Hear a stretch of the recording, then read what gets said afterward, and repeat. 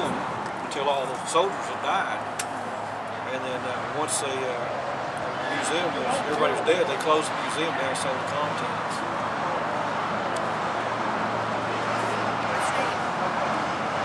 This is a picture of Fort Sumter back whenever the Confederates moved into it. That's a Confederate flag flying over the fort. And they tried to take the fort back, never succeeded to do it. Finally the soldiers just left. They took the flag down. And when they did, one of the soldiers on the detail, he took a piece of the flag. This is it. There's a souvenir and a piece of brick from the fort. And I've got a little prayer book too that belongs to the same guy. Pretty neat. This is a book after Bull Run battlefield. This is a saber, the same size and everything as this one here, but a soldier picked up a broken saber and made it into a sign. It actually belonged to one of Terry's Texas Rangers. Here's his information on his tag. And this is a little pistol that the officers carried. This was a Union officer's pistol right here. If you look right there, there's a 3-leaf clover. It is a Corps badge. And then this is the shield of the Union. And this is crossed American flags right there. So he'd buy that personally and use it as a little backup pistol.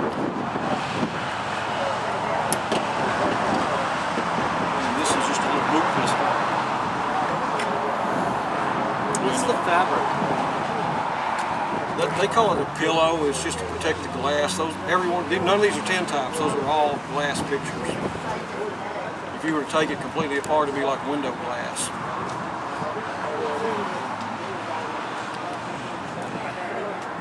Okay. You have fun. I guess y'all going to shop till midnight. We're going to try. Getting such a late start. What is this stuff? Which stuff? Stuff inside the ball. That's a fuse. That's a Borman fuse, and that's not a solid cannonball. This one is a solid cannonball. They use this to break down brick walls, wooden forts, knock holes in ships. This one explodes. This one's anti-personnel, this one's anti-personnel, this one is, and this one is. You set your fuse for how far you wanted this thing to fly through the air. So if you set it for 7 seconds out, it would fly 7 seconds out and explode like a grenade, take all the troops out. This one was like a large shotgun shell. If your enemy was far away, then you would shoot a shell like this, several hundred yards out. But if they were getting close, like from here to the horse trailers out there, you'd load canister or double canister and fire these. They'd be like a big shotgun shell. When did they start firing? This is a shell. They were firing them, 1850s. Before that, it was mostly round shells. But this was out of a smoothbore cannon. Well, they developed a rifled cannon just like they developed a rifled musket.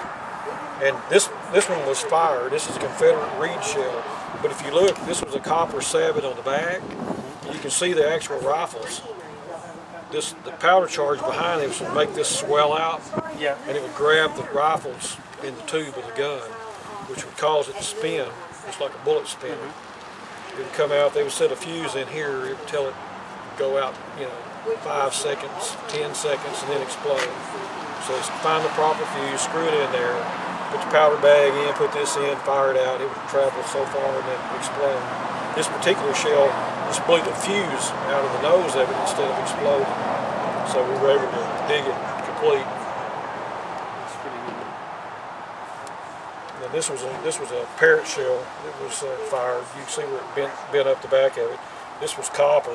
This was the iron. Needed the stronger metal for the heavier round.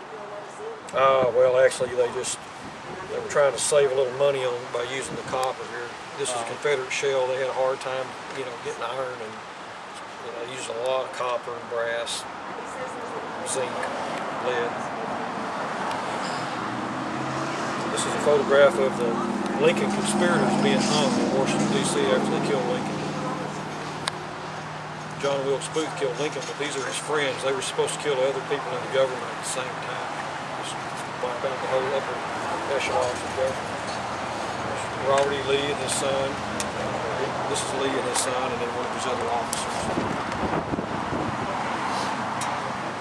Little 4-shooter. So that's a 6-shooter.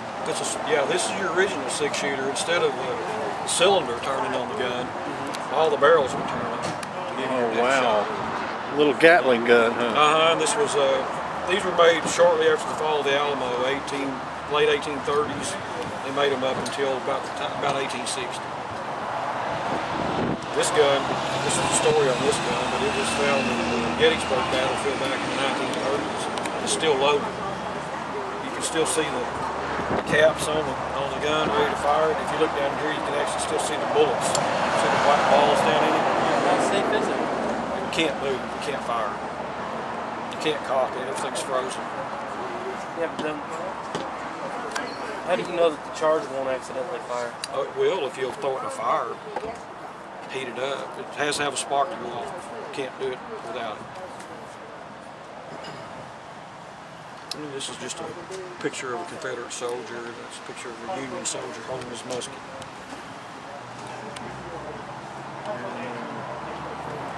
This is an 1862 cavalry saber. It's dated right here. On the other side is the maker, Mansfield and Lamb Company. Nobody can tell me why they made them like this, with this edge. That's a drag. The reason it's a drag is this right here would drag on the ground and wear it down. If you didn't have that on there, this is a hollow piece of metal that would just drag a hole in it.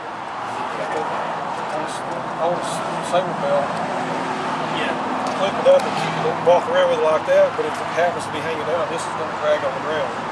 That's what it's called, is a drag. Nobody else can answer me that.